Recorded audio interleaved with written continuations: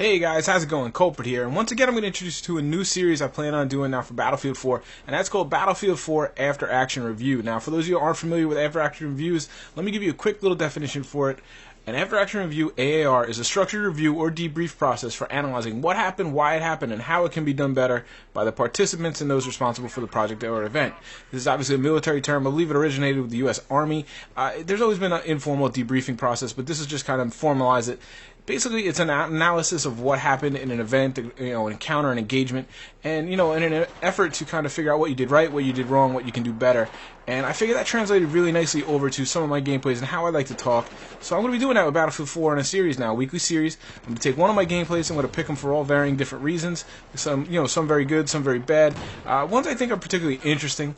And I'm going to watch them with you guys as we're doing here, and I'm going to just talk about some of the things I did well, some of the things I didn't do well, what I could do better, and I'm going to kind of live com over them as I watch them. These obviously aren't real live comms, in hopes that I can learn better through my own analysis.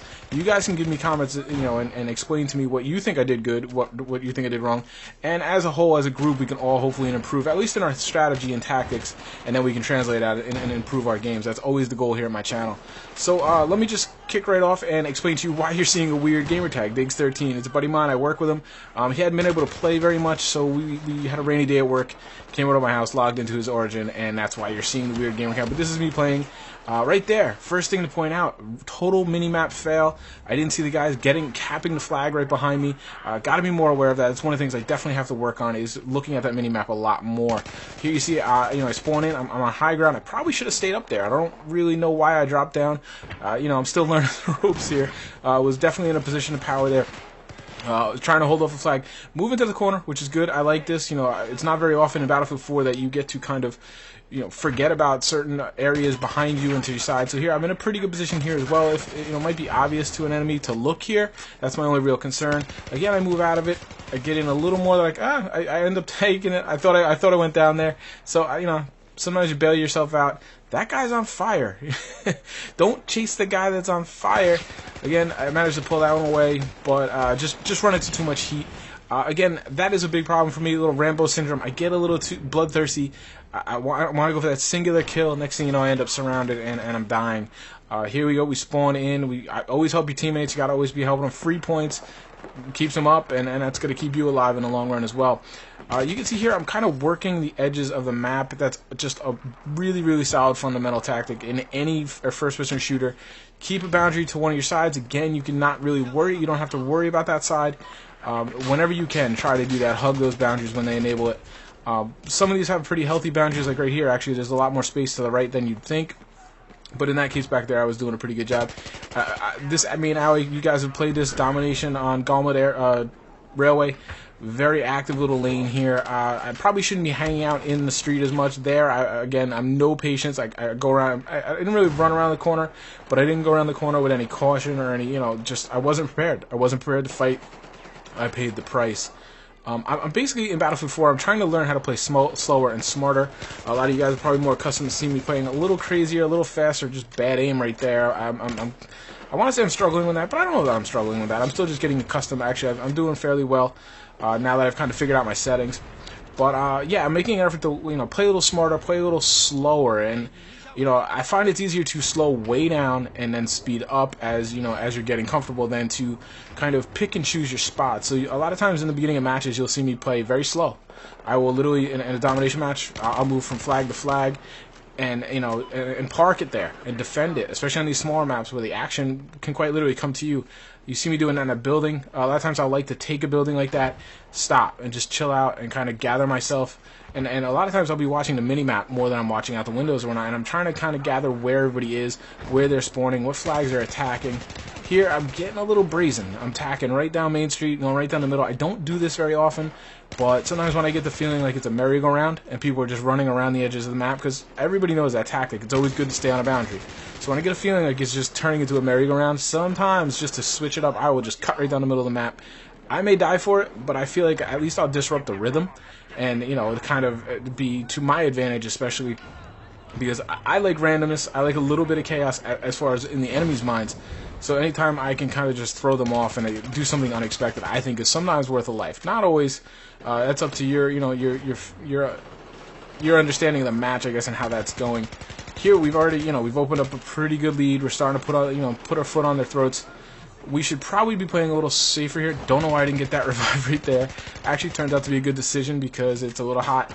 This is something too I'm kind of struggling with, the transition to the sidearm.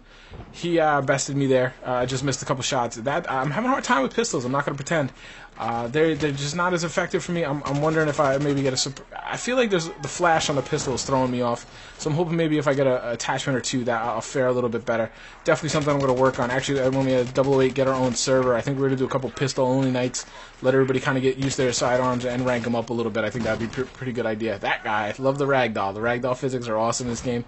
He took a nice explosion to the face. Still getting used to the keys. My key bindings are a little weird. There's some issues, obviously, so you see me there. I'm struggling a little bit.